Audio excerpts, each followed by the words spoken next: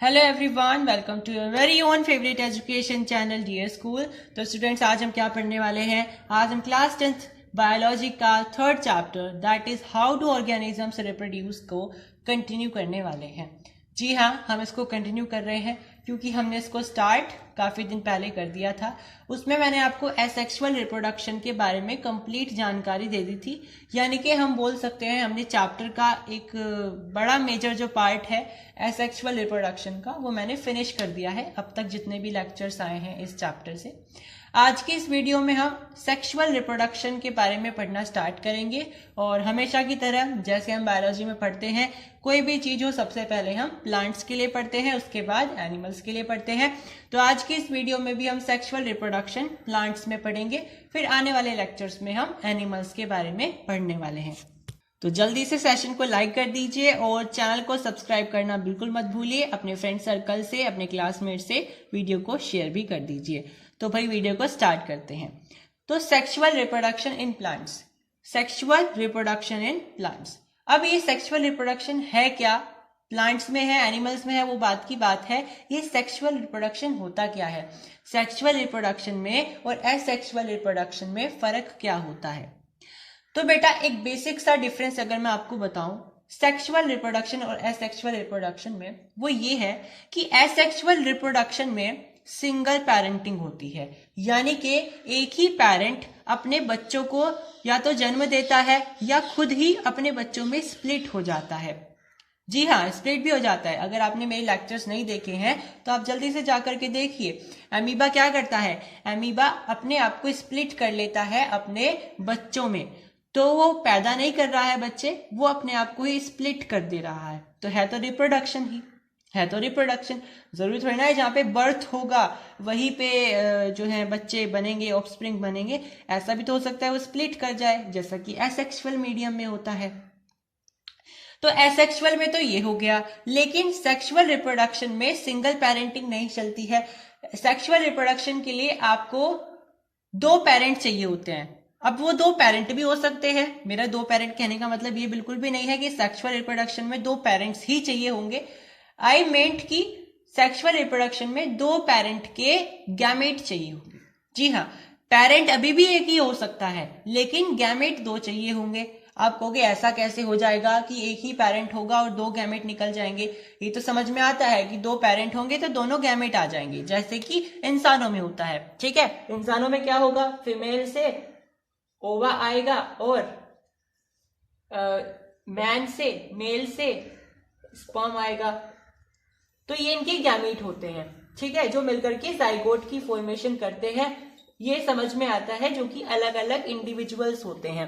लेकिन ये कैसे पॉसिबल है कि एक ही इंडिविजुअल के अंदर दोनों तरह के गैमेट प्रेजेंट हों? जी हाँ, ऐसा ही तो होता है प्लांट्स में। मोस्ट ऑफ द प्लांट्स, यहाँ पे नोट करिएगा, most of the plants, not all plant.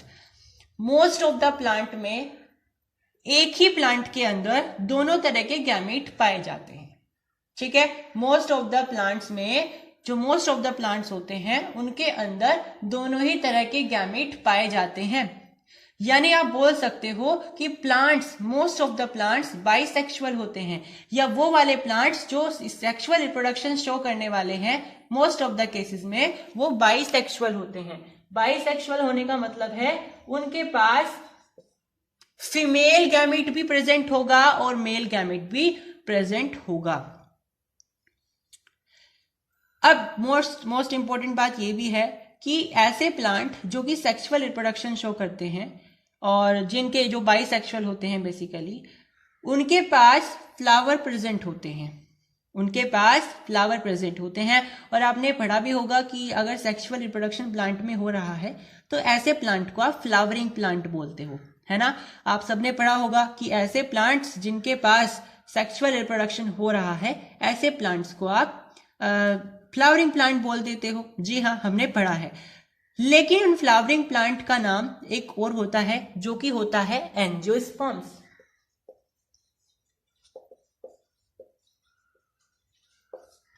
Angiosperms, जी हाँ, ये एक नाम होता है उन प्लांट्स के लिए जो कि सेक्सुअल रिप्रोडक्शन शो करेंगे, और बेसिकली वो प्लांट्स जिनके ऊपर फ्लावर होते हैं। ठीक है, अच्छा, हम ऐसा क्यों बोल रहे हैं कि जो प्लांट्स सेक्सुअल रिप्रोडक्शन शो करेंगे वो फ्लावरिंग प्लांट होंगे, या उनको आप फ्लावरिंग प्लांट बोल सकते हो? क्योंकि फ्लावर के अंदर ही तो ये दोनों के दोनों गैमीट पाए जाएंगे, जो कि इंसानों में मेल और फीमेल दोनों में अलग अलग होते हैं। लेकिन फ्लावर के अंदर जो प्लांट के पास होता है, उसी फ्लावर के अंदर आपको ये दोनों चीजें मिल जाएंगी। जी हाँ, दोनों गैमेट आपको उस फ्लावर के अंदर ही मिलेंगे। यानी कि प्लांट की जो रिप्रोडक्टिव यूनिट है, रिप्रोडक्टिव इनिशिएटिव है, वो कौन है? वो फ्लावर है। ठीक है, तो प्लांट के अंदर जो चीज रिप्रोडक्शन को यानी सेक्सुअल रिप्रोडक्शन को इनिशिएट करेगी वो फ्लावर ही तो है।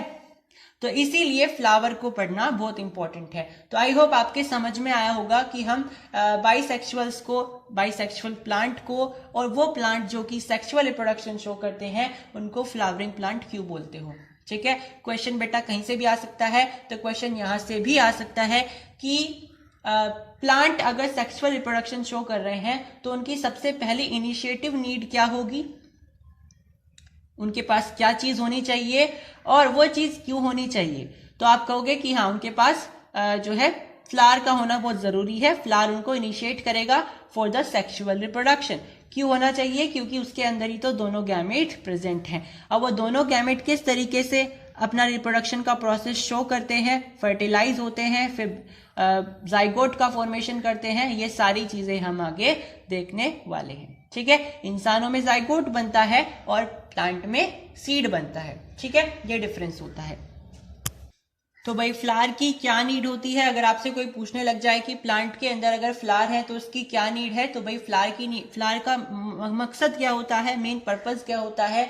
दोनों तरीके के गैमेट को बनाना। जी हाँ, फीमेल गैमेट को बनाना और मेल गैमेट को बनाना। अब देखो इंसानों में क्या होता है, आप फीमेल वाले को ओवा बोलते हो और मेल वाले को स्पर्म बोलते हो। आगे हम पढ़ेंगे हालांकि इसके बारे में। लेकिन जो आपके प्लांट होते हैं उसके पास फीमेल वाले को तो आप ओवा बोलोगे, ठीक है, लेकिन मेल वाले को आप स्पर्म नहीं बोलोगे, पोलन ग्रेन बोलोगे। अब देखो इसमें ये कंफर्म नहीं होता मेल फीमेल, हम तो अपनी समझ के लिए बोल रहे हैं क्योंकि हम जनरली ऐसा ही देखते हैं, क्योंकि फीमेल के पास ओवा होता है और मेल के पास स्पर्म होता है। लेकिन प्लांट में ओवा तो होता ही है, लेकिन स्पर्म के बदले वहां पोलन ग्रेन होता है। ठीक है, जो काम स्पर्म का होता है इंसानों में, वही काम उसमें फ्लावर्स के अंदर पोलन ग्रेन का होता है। तो हम अपनी समझ के लिए बोल रहे हैं कि ये फीमेल पार्ट, ये मेल पार्ट। ठीक है, क्योंकि इसी के पास, ओवरी के पास ही बीजों का फॉर्मेशन होगा, सीड्स का फॉर्मेशन होगा, या आप बोल सकते हो फ्रूट्स वगैरह का फॉर्मेशन होगा। तो भाई ये आपके पास एक फ्लावर का डायग्राम है। जो कोई सा भी फ्लावर ले लीजिए, हर एक फ्लावर के अंदर ये कुछ स्ट्रक्चर्स होते हैं जो कि प्रेजेंट होते हैं। अब आप कहोगे ये तो हमने केवल गुड़हल के फूल में देखे हैं, हिबिस्कस के फूल में देखे हैं, है ना, और कहीं तो देखे नहीं है। जी नहीं, ये हर एक फ्लावर के अंदर होता है, भले ही ये बहुत ज्यादा एनलार्ज रूप में हो या फिर थोड़ा सा माइन्यूट रूप में हो, लेकिन होगा जरूर। ठीक है, तो अगर कोई सेक्सुअल रिप्रोडक्टिव प्लांट है और उसके अंदर फ्लावर आ रहे हैं, तो ये बात बिल्कुल कंफर्म है कि उस फ्लावर के अंदर ये सारे के सारे जो ऑर्गन्स हैं, ये सारे के सारे जो कंपोनेंट्स हैं, वो जरूर पाए जाएंगे। ठीक है, तो शायद ये आपने 6th क्लास से आप पढ़ते आ रहे हो, तो आपको इसके बारे में थोड़ा आइडिया होगा भी, लेकिन हम जल्दी से इसको पढ़ना स्टार्ट करते हैं। तो भाई ये एक फ्लावर होता है आपके पास, ये इसका जो नीचे का हिस्सा है ये आपका फ्लावर स्टेम होता है, जिस स्टेम से फ्लावर लगा हुआ है। ठीक है, इसको आप स्टेम बोलोगे। फिर ये नो ब्लैक स्ट्रक्चर होता है जिसको आप रिसेप्टेकल बोलते हो। इसका क्या फंक्शन होता है, इन सभी के फंक्शन बकायदा हम आगे पढ़ने वाले हैं। अभी के लिए आप समझ लीजिए रिसेप्टेकल कहाँ पाया जाता है, ठीक है, ताकि आपको समझने में आसानी रहे। फिर ये जो इस तरह के स्ट्रक्चर्स होते हैं इसमें, ये होते हैं सेपल। ये क्या करते हैं, जब फ्लावर तब तक ब्लॉसम नहीं होता है, खिलता नहीं है, तो ये उसको कली के रूप में इस तरीके से बना के रखते हैं। ठीक है, आई होप आपको दिखाई दे रहा होगा, ये इसको इस तरीके से बना के रखते हैं। जैसे फूल खिलता है, ये ग्रीन ग्रीन जो होते हैं ये सेपल्स, ये इस तरीके से हो जाते हैं। तो ये वही हैं जो कुछ दिन पहले कली बना के रखे होंगे इस फूल की, लेकिन जब फूल खिल गया तो इस तरीके से हो गए। तो ये सेपल वही चीज होती है। ठीक है, फिर आपके पास ये पंखुड़ियां होती हैं फूल की, जिनको आप पेटल्स बोलते हो। समझ में आई बात? फिर आपके पास इसके अंदर बीच में एक पार्ट होता है इस तरीके का, जो कि ओवरी होती है, मतलब इसके अंदर ओवरी होती है। तो यहाँ पे ओवरी होती है, हालांकि इसका एक पूरा स्ट्रक्चर होता है अलग से, ये मैंने बहुत शॉर्ट में बनाया हुआ है, इसको आगे डिस्कस करेंगे जब हम फर्टिलाइजेशन पढ़ रहे होंगे। बट अभी के लिए मैंने फ्लावर का स्ट्रक्चर बनाया, तो मैंने इसको बहुत बेसिक बनाया है। यहाँ पे ओवरी होती है, ये जो इसका पार्ट होता है ऊपर का, इसको आप स्टाइल बोलते हो, और ये बिल्कुल ऊपर वाला पार्ट होता है, ये स्टिग्मा होता है, जिसके ऊपर थोड़ा सा स्टिकी लाइक यानी चिपचिपा सा होता है, ताकि यहाँ से पोलन ग्रेन आए और ये चिपक जाए। ठीक है, ये होते हैं फिलामेंट, जिनसे जुड़ा हुआ होता है एंथर। ठीक है, ये होता है एंथर, जो गेहूं के दाने जैसा होता है, और इसके ऊपर एक डस्ट लाइक यानी धूल जैसा दिखने वाला एक सब्सटेंस होता है, जिसको आप पोलन ग्रेन बोलते हो। ठीक है, अब समझ में आया मैंने आपको क्या बताया था। यही तो पोलन ग्रेन होता है, जो कि मेल पार्ट होता है उसका, मतलब कि जैसा इंसानों में स्पर्म फंक्शन करता है उसी तरीके से पोलन ग्रेन फंक्शन करेगा। ये इस तरीके से इस ओवा के स्टिग्मा पर आएगा और धीरे धीरे नीचे जाएगा एक प्रोसेस के द्वारा, फिर फर्टिलाइज हो जाएगा। ठीक है, क्योंकि यहाँ ओवरी है तो यहाँ पे ओवा प्रेजेंट होते हैं। अब प्लांट के अंदर फीमेल पार्ट भी होता है, मेल पार्ट भी होता है। मेल पार्ट को आप बोलते हो स्टेमन,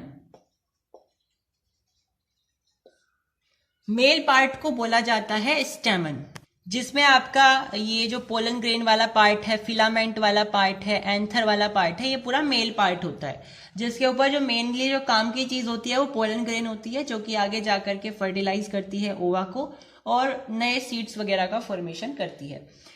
तो स्टेमन होता है मेल पार्ट।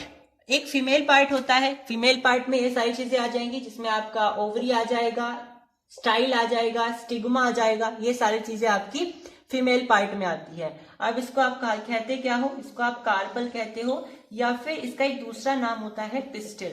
तो या तो आप इसको कार्पल बोल सकते हो या आप इसको पिस्टिल बोल सकते हो, दोनों ही नाम फीमेल रिप्रोडक्टिव पार्ट के होते हैं फ्लावर के अंदर। ठीक है, अब इसमें जो रिसेप्टेकल है, रिसेप्टेकल जो है फ्लावर का बेस होता है, जैसा कि आप देख भी सकते हो फ्लावर का एक बेस बनाए हुए है। अब इससे होता क्या है, फ्लावर अच्छे से अपराइट खिला रहता है, वो ऐसे इधर उधर नहीं जाता, टूटता नहीं है। फ्लावर जो जल्दी टूट जाते हैं उनका रिसेप्टेकल कमजोर होता है, तो रिसेप्टेकल मजबूत होना जरूरी है ताकि फ्लावर अच्छे से खिला रहे। ठीक है, जितना भारी फ्लावर होगा उसका रिसेप्टेकल उतना ही मजबूत होता है, क्योंकि भाई फ्लावर को संभालता कौन है, रिसेप्टेकल, उसको एक तरीके से पकड़ के रखता है वो प्लांट से।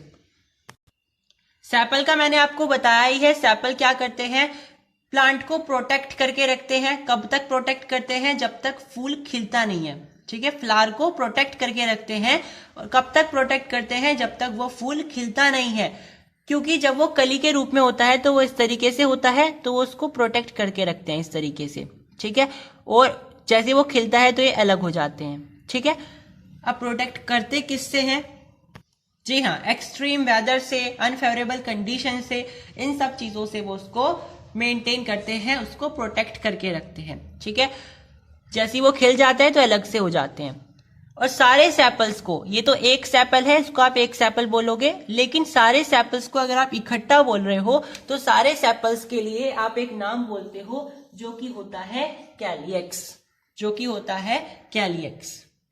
ठीक है, तो भाई आपके सैपल्स प्लांट को प्रोटेक्ट करते हैं, प्लांट को नहीं सॉरी, फ्लावर को प्रोटेक्ट करते हैं उसकी इनिशियल स्टेज में, जब वो अपनी बड़ की फॉर्म में होता है, कली की फॉर्म में होता है।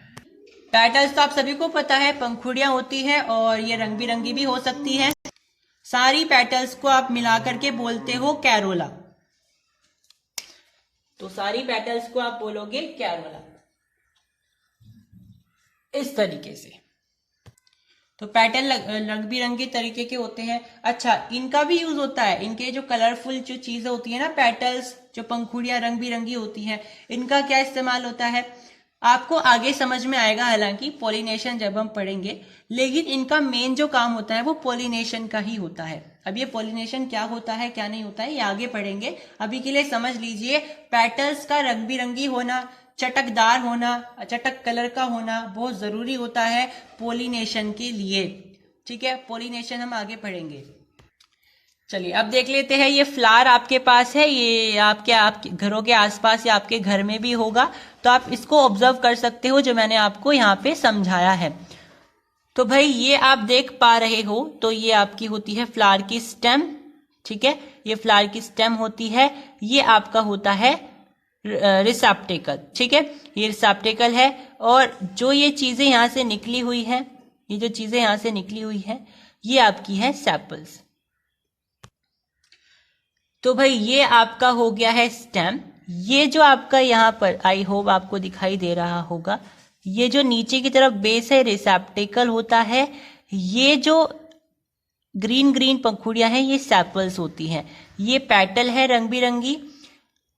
अब यहां पर देखिए ये जो स्ट्रक्चर है मेनली यहां पर है, ये जो स्टेम आपको दिखाई दे रही है बड़ी सी, ये आपकी ओवरी के लिए होती है, यानी ये आपका क्या है, ये आपका जी हाँ, ये आपका फीमेल पार्ट होता है। इसके नीचे जाकर के यहाँ पर कहीं पर आपका ओवरी होता है।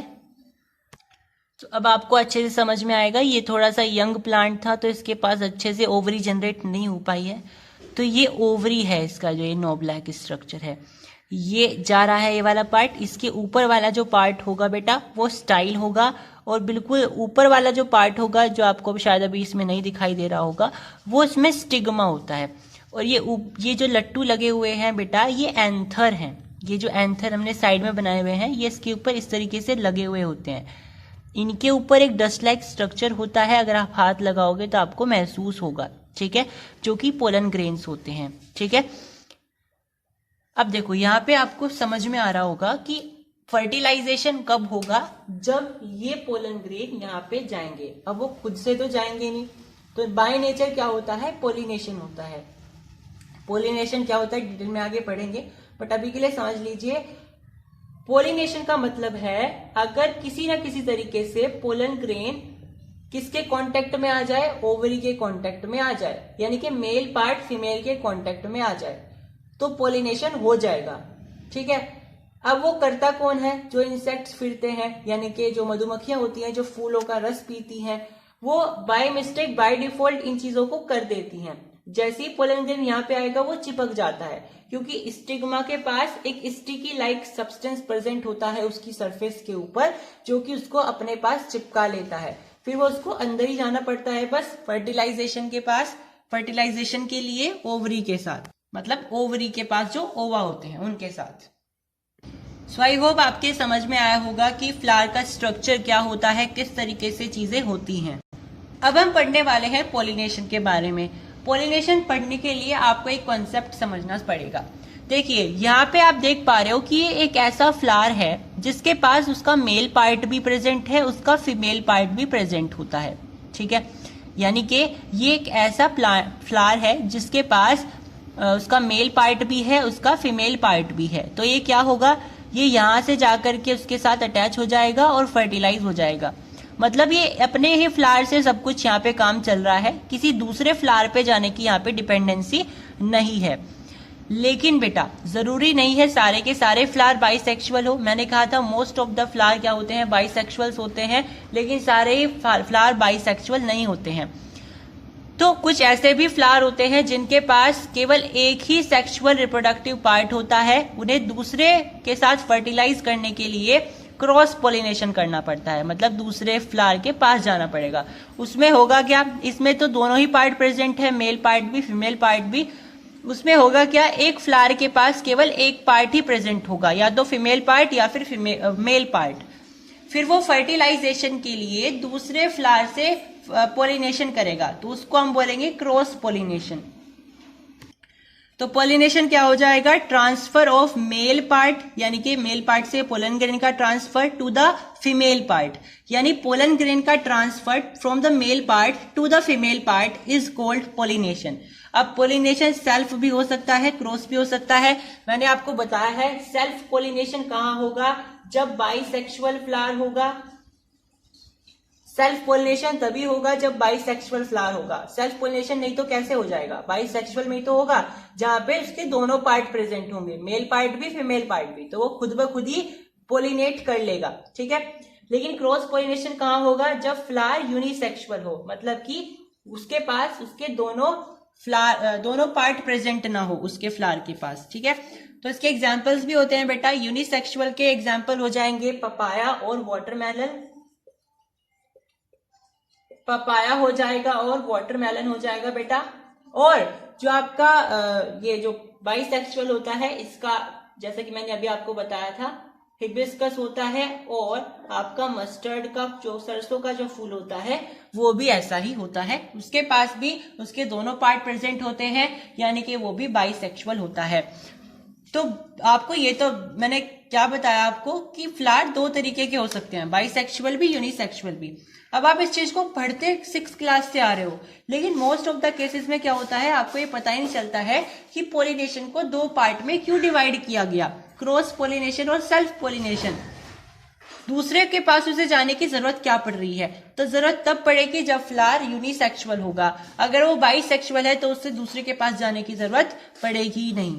सो आई होप आपके समझ में आया है। सेल्फ पोलिनेशन कहाँ होगा, जब फ्लावर अपने आप में ही इंटरेक्शन करेगा, मतलब कि उसी फ्लावर के पास उसी दोनों पार्ट प्रेजेंट होंगे, मेल पार्ट भी फीमेल पार्ट भी, और वो उसी फ्लावर के अंदर पोलिनेट कर जाएगा। क्रॉस पोलिनेशन कब होगा, जब फ्लावर एक दूसरे से इंटरेक्ट करेंगे, मतलब एक फ्लावर के पास मेल पार्ट है तो दूसरे के पास फीमेल पार्ट होगा, तो वो दोनों आपस में पोलिनेट करेंगे, मतलब यहाँ पे क्या होगा, इंटर पोलिनेशन होगा, और यहाँ पे क्या होगा, इंट्रा पोलिनेशन होगा। तो आप इस चीज को इस तरीके से भी डिवाइड कर सकते हो। सेल्फ को आप बोल सकते हो इंट्रा पोलिनेशन, यानी कि खुद ब खुद एक ही फ्लावर के अंदर पोलिनेशन हो रहा है। क्रॉस में होगा इंटर पोलिनेशन, मतलब कि दूसरे फ्लावर की भी इन्वॉल्वमेंट चाहिए तब जाकर पोलिनेशन होगा। क्यों जरूरत पड़ी दूसरे फ्लावर की बेटा, क्योंकि एक फ्लावर के पास केवल एक ही तो रिप्रोडक्टिव पार्ट है, एक फ्लावर के पास या तो मेल पार्ट होगा या फीमेल पार्ट होगा, तो उसे दूसरे फ्लावर के साथ कॉन्टेक्ट करने के लिए पोलिनेशन करना पड़ेगा, तो उसमें क्रॉस पोलिनेशन आ जाएगा। तो अब हम पढ़ने वाले हैं फर्टिलाइजेशन के बारे में, क्योंकि भाई फर्टिलाइजेशन क्यों पढ़ना जरूरी है, क्योंकि फर्टिलाइजेशन प्रोसेस से ही हम जान पाएंगे कि किस तरीके से प्लांट में सीड का फॉर्मेशन होता है, किस तरीके से प्लांट में बीज बनते हैं, ठीक है, यानी कि प्लांट के ऑफस्प्रिंग्स बनते हैं। तो ये फर्टिलाइजेशन पढ़ने के लिए, जैसा कि मैंने आपको बताया था, प्लांट का जो स्ट्रक्चर होता है, देखिए हम आपको फिर से दिखा देते हैं। ये आपके पास ये ओवरी होती है, येलो येलो लाइक स्ट्रक्चर, तो ये उसका पूरा एक स्ट्रक्चर है, किस तरीके से अंदर से दिखाई देती है, ठीक है। तो भाई ये इसका पूरा का पूरा एक आई वुड से एक डिटेल्ड स्ट्रक्चर है, किस तरीके की दिखाई देती है आप देख सकते हो। ये आपकी पूरी की पूरी ओवरी है, ये वाली ओवरी है, ये आपका स्टाइल हो जाएगा, ये आपका स्टिग्मा हो जाएगा, ठीक है। यहाँ पे पोलन ग्रेन आता है और ये पोलन ट्यूब लगी हुई है, और ये पोलन ट्यूब यहां तक अटैच है जहां पे फीमेल जर्म सेल है, मतलब जहां पे ओवा मिलेंगे, ठीक है। अब डिटेल से समझिए। तो ये आपके पास स्टिग्मा होता है, इस स्टिग्मा के पास चिपकी सी कुछ लिक्विड लगी रहती है, स्टिकी विस्कस सी कुछ लिक्विड लगी रहती है, जो कि होता क्या है, जिसमें पोलन ग्रेन जैसे ही आता है तो वो चिपक जाता है। यहाँ पे जैसे ही वो चिपकेगा तो यहाँ पे एक ट्यूब लाइक स्ट्रक्चर होता है, एक ट्यूब लाइक स्ट्रक्चर होता है जिसके थ्रू वो पास होएगा। देखो ये आपका मेल जर्म सेल जा रहा है, जिसके थ्रू वो पास होकर के इस ओवा के पास आएगा, क्योंकि वो पोलन आ रहा है इस ट्यूब के से पास होकर के, तो इस ट्यूब का नाम पोलन ट्यूब हो जाता है। समझ में आया इसका नाम पोलन ट्यूब क्यों हुआ, क्योंकि इस ट्यूब के द्वारा चल करके यात्रा करके कौन आ रहा है, पोलन आ रहा है। क्यों आ रहा है, क्योंकि उसे फर्टिलाइज करना है इस ओवा को।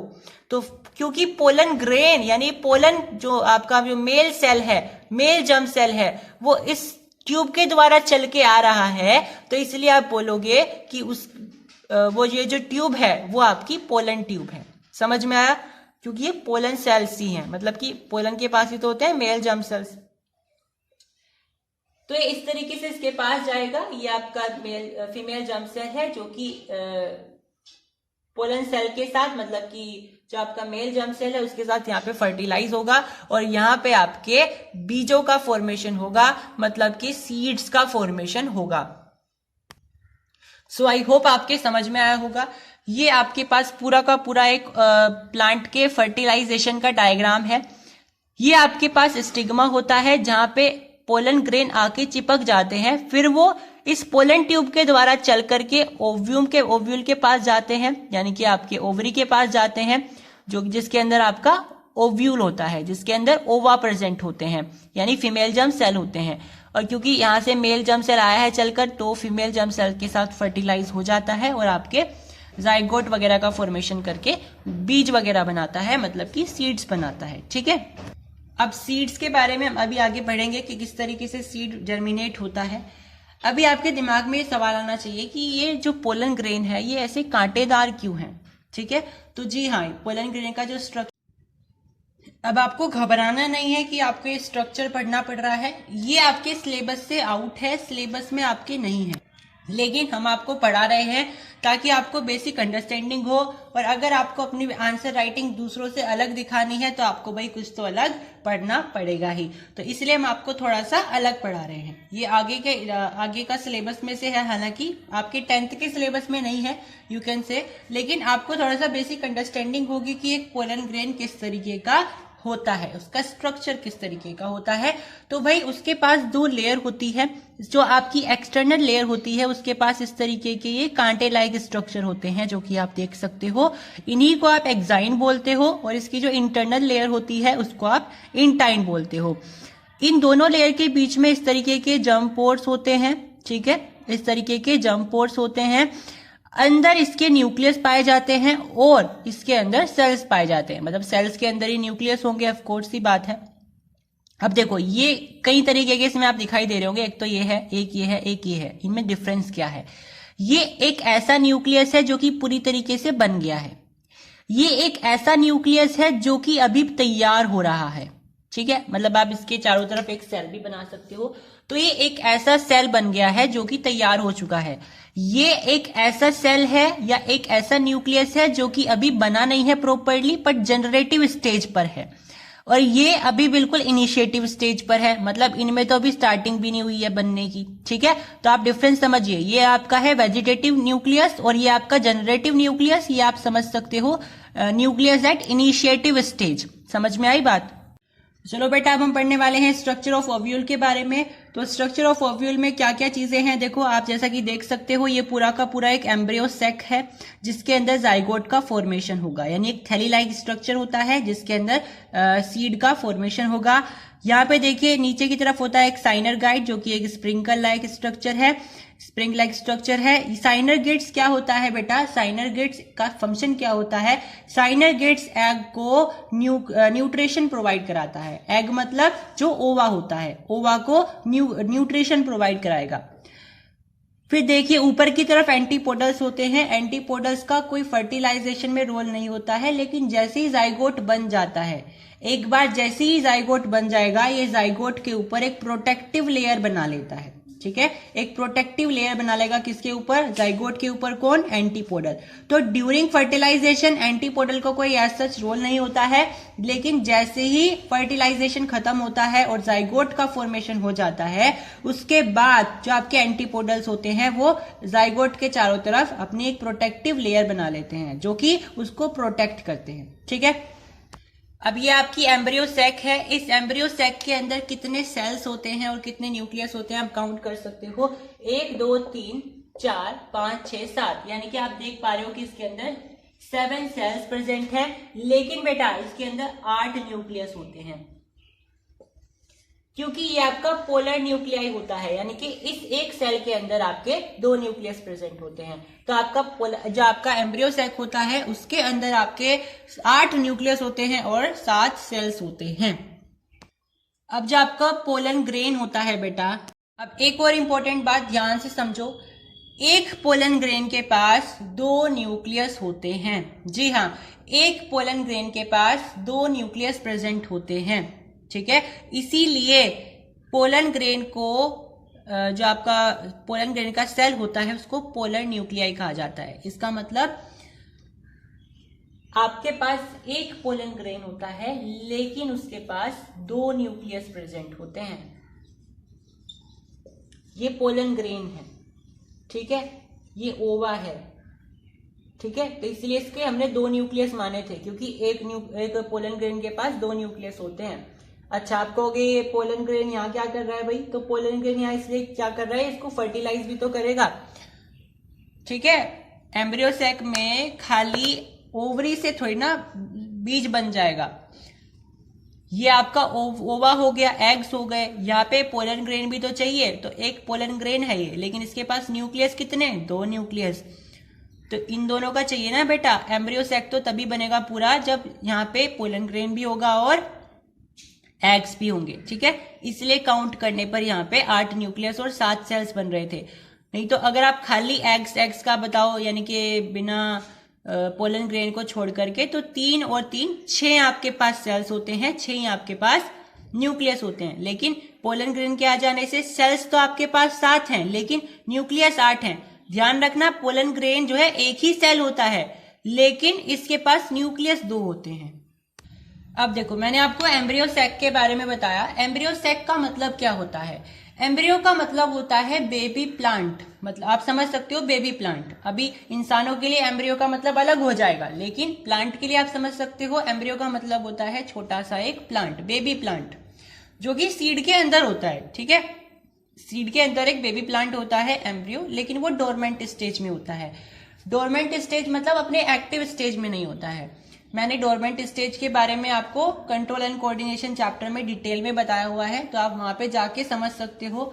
हालांकि अभी मैं आपको शॉर्ट में बताऊं तो डोरमेंट स्टेज का मतलब होता है वो अपने जर्मिनेटेड फॉर्म में नहीं है, उसे वो अपने एक डोरमेंट स्टेज का मतलब हो गया कि वो पानी से, ह्यूमिडिटी से, सनलाइट से, मिनरल से, इन सब से दूर है, यानी कि उन सारे फैक्टर से दूर है जो कि उसे एक प्लांट में तब्दील कर देगा। अब कहोगे अभी तो वो बेबी प्लांट था, अब वो प्लांट में तब्दील होने में क्या हो गया उसे? भाई वो प्लांट की फॉर्म में तो है, एम्ब्रियो तो है वो, लेकिन वो डोरमेंट स्टेज में है, मतलब कि वो अभी एम्ब्रियो के अंदर बस एक, समझ सकते हो, कोमा में पड़ा हुआ है, ठीक है। एग्जाम्पल के लिए आप समझ सकते हो एम्ब्रियो प्लांट के सीड के अंदर कोमा में पड़ा हुआ है, डोरमेंट स्टेज में है। अगर आपको उसे उसकी होश में लाना है तो आपको उसे वाटर देना पड़ेगा, उसे सनलाइट देनी पड़ेगी, और जितने भी जर्मिनेशन के लिए फैक्टर्स होते हैं वो सारी चीजें प्रोवाइड करानी पड़ेंगी, ठीक है। तो अगर वो सीड के अंदर एम्ब्रियो है तो वो डोरमेंट स्टेज में है बेटा। अगर आपको उसे जिंदा करना है, ठीक है, आप समझ सकते हो इस तरीके से, अगर आपको उसे होश में लाना है तो आपको उसे जर्मिनेशन की चीजें प्रोवाइड करानी पड़ेगी। अब जर्मिनेशन बेटा आप 5th क्लास 6th क्लास से पढ़ते आ रहे हो। जर्मिनेशन का मतलब होता है प्लांट के रूट्स निकल जाएं, शूट्स निकल जाएं, बेसिक सा मतलब यही है ना, कि प्लांट को आप सनलाइट दे दो, वाटर दे दो, हवा दे दो साफ बढ़िया, तो वो क्या होगा, वो प्लांट, उसकी शूट्स निकलने लगेंगी, उसकी रूट्स निकलने लगेंगी। तो यही तो होता है। आप सीड को, आपके पास ये एक सीड है, इसके अंदर अभी भी एक एम्ब्रियो है, लेकिन वो, मैंने जैसा कि कहा आपको, एक कोमा की फॉर्म में है। जैसे आपने इसे पानी दिया, आपने इसको सनलाइट दी, और जितने जमीन में रखा, सबसे जरूरी जमीन में रखना, कभी आप हवा में ये सब चीजें दे रहे हो तो वो तो होगा नहीं, तो आप क्या करोगे, उसको जमीन में रखोगे। हालांकि हवा में भी हो जाएगा, यानी कि जरूरी नहीं जमीन में, क्योंकि आपने देखा होगा ना कुछ सीड्स होते हैं, जैसे चने होते हैं, चने वो रखे रखे ही उनके शूट्स निकल जाती हैं, बट वो ज्यादा समय तक नहीं चलती, आपको फाइनली उनको जमीन में रखना ही पड़ता है, तो तब वो प्लांट बनते हैं। हालांकि उसमें से उसका जो डोरमेंट स्टेज है चनों वगैरह का, वो दूर हो जाता है। लेकिन अगर आपको उसे इंडिविजुअल प्लांट बनाना है तो आपको उसे जमीन में तो रखना ही पड़ेगा। तो आई होप आपकी समझ में आया होगा जर्मिनेशन क्या होता है और एम्ब्रियो क्या होता है ना। एम्ब्रियो बेटा एक बेबी प्लांट होता है जो कि सीड के अंदर होता है। अब उस बेबी प्लांट को अगर आपको बाहर निकालना है तो आपको उसे होश में लाना पड़ेगा। होश में लाने के लिए आप उसे जर्मिनेशन वाली चीजें प्रोवाइड कराओगे। जर्मिनेशन वाली चीजें मतलब सनलाइट, वाटर और न्यूट्रिशन, ठीक है, मिनरल्स वगैरह। कैसे होता है जर्मिनेशन शुरू? जब वो सीड पानी को एब्जॉर्व करने लगे, सनलाइट उसके ऊपर पड़े, ठीक है, वो थोड़ा सा फूटने, थोड़ा सा स्वेल होने लगता है, मतलब थोड़ा सा फूलने लगता है बीज। तो बीज क्या होगा, जैसे आप उसे उसकी फेवरेबल कंडीशंस दोगे, मतलब कि जर्मिनेशन वाली कंडीशंस दोगे, पानी दोगे, तो वो क्या करेगा, वो अपने पानी की मदद से फूलने लगेगा। वो थोड़ा सा पानी को एब्जॉर्व करने लगेगा, फूलने लगेगा, स्वेल होने लगेगा। और उसके अंदर एक स्ट्रक्चर होता है, उसको हम अभी डिटेल में पढ़ेंगे।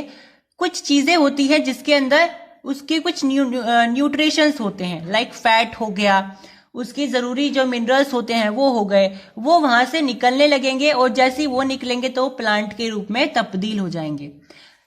अभी आपके समझ नहीं आया होगा, चलिए अब हम पढ़ते हैं सीड के जो आपका स्ट्रक्चर होता है अंदर से वो कैसा दिखाई देता है। तो भाई आपका ये सीड है, अगर हम इसको ओपन करके देखें तो ऐसा ऐसा कुछ दिखाई देगा, जिसके अंदर ये आपका एक बेबी प्लांट है, आप बोल सकते हो एम्ब्रियो है, ये आपका एम्ब्रियो है। अब इसके अंदर ये जो चीजें हैं ये आपकी कोटिलेडन होती हैं, ये आपकी कोटिलेडन होती हैं। अब ये कोटिलेडन ही इस बेबी प्लांट के लिए, इस एम्ब्रियो के लिए खाना बचा के रखता है। इस कोटिलेडन के अंदर ही वो स्टोर्ड फूड होता है, जिसकी मदद से ये जो एम्ब्रियो है वो अब तक सरवाइव कर पा रहा था, जिसकी मदद से ये एम्ब्रियो अब तक सरवाइव कर पा रहा था। अब जैसे जैसे यहाँ पे आप समझ जाओगे, जैसे आपने इसको जर्मिनेशन की कंडीशन दी, आपने इसको पानी दिया, इसने पानी एब्जॉर्ब करना स्टार्ट कर दिया, तो ये फूलने लगता है, ये फूलने लगता है। तो अभी तक देखो यहाँ पे जो मैंने आपको दिखाया ना प्लूम्यूल और ये जो रेडिकल का मतलब होता है रूट्स निकलना, छोटी छोटी सी जब नए सीड में से रूट निकलती हैं। प्लूम्यूल का मतलब होता है उसमें से शूट्स निकलना, पत्तियां वगैरह निकलना। लेकिन अभी तक तो नहीं निकली है, क्योंकि अभी तो ये सीड के अंदर है, अभी तो उसमें ना पत्तियां है ना जड़ है, तो अभी ये बिल्कुल अपनी डोरमेंट स्टेज में है। ठीक है, अपनी डोरमेंट स्टेज में है। तो अगर हमें इसकी डोरमेंट स्टेज भगानी है तो हम क्या करेंगे, इसे पानी वगैरह देंगे। अब पानी देने से क्या होगा, इसके अंदर पानी जाएगा और कोटिलेडन के अंदर जो स्टोर्ड फूड है उसके अंदर जो एंजाइम्स हैं वो क्या करेंगी, वो पानी के साथ मिक्स होना स्टार्ट हो जाएंगी, पानी के साथ मिक्स होकर के सोल्यूबल हो जाएंगी, और पानी के साथ सोल्यूबल होकर के वो इस एम्ब्रियो के पास जो रूट है, जो शूट्स है, उसको निकालने की कोशिश करेंगे। क्योंकि भाई ये कोमा में क्यों है, क्योंकि इसके अंदर जो कोटिलेडन के अंदर जो उसका आप बोल सकते हो स्टोर्ड फूड है वही होश में नहीं है, तो आपको क्या करना पड़ेगा, उसे होश में लाना पड़ेगा। कैसे, आप वहां पे पानी उसको प्रोवाइड कराओगे, जैसे जैसे वो पानी को एब्जॉर्व करेगा, कोटिलेडन के जितने भी स्टोर्ड फूड था, एंजाइम्स थे, वो पानी में डिसॉल्व होने लगेंगे, और वो पानी में जैसे ही डिसॉल्व होने लगेंगे वो क्या करेंगे, इस एम्ब्रियो की जो शूट्स है और जो रूट्स है उनको निकालने की कोशिश करेंगे, उनको वो कंडीशन दे देंगे कि अब तुम जो है प्लूम्यूल यानी कि अपना शूट वाला जो पार्ट होता है और अपना रेडिकल मतलब कि रूट वाला जो पार्ट होता है उसको निकाल दो। ठीक है, समझ में आई बात। यानी कि जो एंजाइम्स इस कोटिलेडन के अंदर, जो फूड इस कोटिलेडन के अंदर होंगे, वो क्या करेंगे, इसके अंदर जो स्टोर्ड फूड था पानी के साथ मिक्स होकर के वो स्टोर्ड फूड एक तरीके से आप बोल सकते हो एक घोल बन जाएगा। अब वो घोल करेगा क्या, इस सोते हुए एम्ब्रियो को, ये जो कोमा में पड़ा हुआ था एम्ब्रियो, इसको जगाने की कोशिश करेंगे, इसको न्यूट्रिशन प्रोवाइड कराएंगे। ठीक है, क्योंकि अब जो इसका फूड था वो भी किस में आ गया है, वो भी एक्टिव स्टेज में आ गया है। अब तक तो वो भी जो है डोरमेंट स्टेज में था, है ना। पानी के आने से ही तो जो इसके अंदर स्टोर्ड फूड है वो भी अपने एक्टिव स्टेज में आया।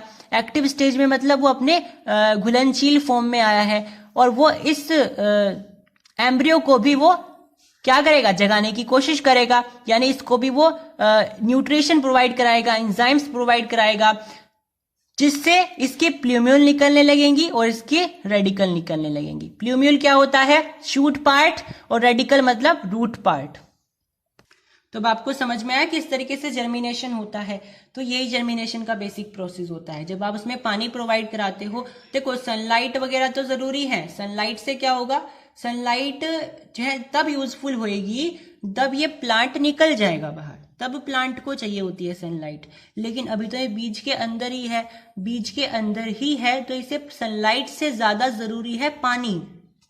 इसलिए कहते हैं ना कि अगर आप कोई सब्जी उगाना चाहते हो, जैसे आपको भिंडी उगानी है, तो भिंडी उगाने से पहले भिंडी के बीज को पानी में भिगो देना चाहिए। अब होगा क्या भिगो देने से, उसके अंदर ये शूट्स रूट्स निकलने लगेंगी, मतलब कि प्लूम्यूल और रेडिकल निकलने लगेगा, जिससे होगा क्या, जब आप उसको जमीन में लगाओगे तो प्लांट के जो आपका प्लांट के बीज है उनको मेहनत नहीं करनी पड़ेगी, क्योंकि उनको इतना पानी मिल गया था पहले ही, ताकि वो अपने डोरमेंट स्टेज को तोड़ सके। तो फिर बस वो जाकर के जमीन में सनलाइट का वेट करेंगी और बस उगना स्टार्ट हो जाएंगी। लेकिन तब आपको ये गलती नहीं करनी है। देखो मोस्ट ऑफ द केसेस में क्या होता है, हम पानी में तो भिगो देते हैं सीड्स को, लेकिन जब उनको जमीन में लगाते हैं तो उनको ऐसे ही रैंडम लगा देते हैं। तो आपको फिर उनको इस तरीके से लगाना है कि उनका प्लूम्यूल ऊपर की तरफ रहे और रेडिकल नीचे की तरफ रहे। क्यों? क्योंकि प्लूम्यूल तो शूट सिस्टम है, प्लूम्यूली तो उसकी स्टेम वगैरह होगी, उसकी ब्रांचेस वगैरह बनेंगे आगे जाकर के, और रेडिकल जो है आपका रूट सिस्टम है, मतलब कि यही तो आपकी जड़ बनेगा। ठीक है, तो आपको भिगो देना है डोरमेंट स्टेज को, उसको भगा देना है पानी में भिगो करके। लेकिन जब आप उसको बोओगे, सोन करोगे, तो आपको ये ध्यान रखना है कि आपका जो प्लूम्यूल है वो ऊपर की तरफ रहे और रेडिकल नीचे की तरफ रहे। समझ में आई बात? तो that is what in the germination, यही होता है, इस तरीके से ही होता है जर्मिनेशन। एक बार फिर से रिवाइज कर लेते हैं बेटा। होता क्या है, जैसे आप पानी प्रोवाइड कराते हो सीड को, तो इसके कोटिलेडन के अंदर जो स्टोर्ड फूड होता है, एंजाइम्स होती हैं, वो एक्टिव हो जाती हैं, उसको पानी को एब्जॉर्व करती हैं, तो वो एक्टिव स्टेज में आ जाती हैं। जब वो एक्टिव स्टेज में आएंगी तो वो इस एम्ब्रियो के ऊपर भी एक्ट करने की कोशिश करेंगी, उसको भी न्यूट्रिशन प्रोवाइड कराने की कोशिश करेंगी। जैसे इस एम्ब्रियो को न्यूट्रिशन मिलेगा, ये अपना प्लूम्यूल भी निकालने की कोशिश करेगा और रेडिकल भी निकालने की कोशिश करेगा। थोड़ी देर बाद, थोड़े समय बाद, थोड़े दिन बाद यू कैन से, इसमें से प्लूम्यूल भी निकल जाएगा और रेडिकल भी निकल जाएगा। ठीक है, यानी कि आप बोल सकते हो कि आपका सीड जड़ जाएगा। ठीक है, so that is was in the sexual reproduction in plant। तो sexual reproduction इस तरीके से होता है। Hope you have liked the session, subscribe to the channel।